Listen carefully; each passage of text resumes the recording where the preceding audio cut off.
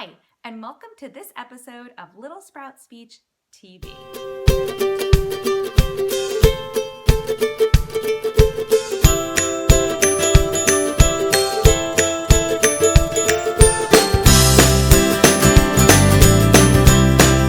Have your pen and paper, because today we are talking about 3 ways you can make your Halloween a little bit more enjoyable.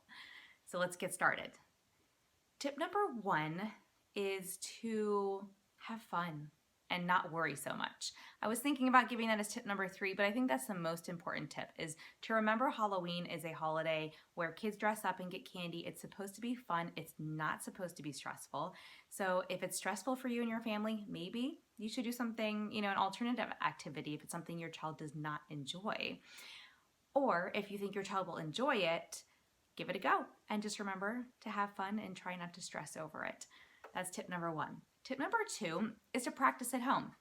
Practicing may involve trying on the costume and practicing ringing a doorbell and going and saying trick or treat to somebody, whatever it looks like for you. That would be my suggestion, is the costume and practicing trick or treat.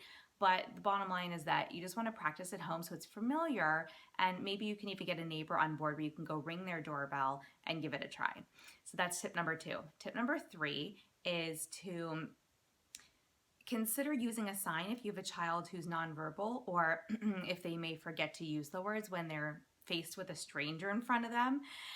So I've had families in the past who've made a sign that says, I have a hard time using my words, I'm trying, trick or treat.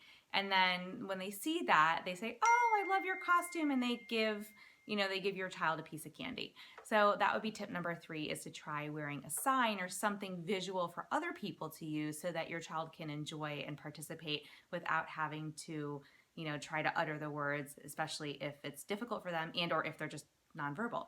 So let's review. Our 3 tips are: 1, have fun. Don't let it stress you out.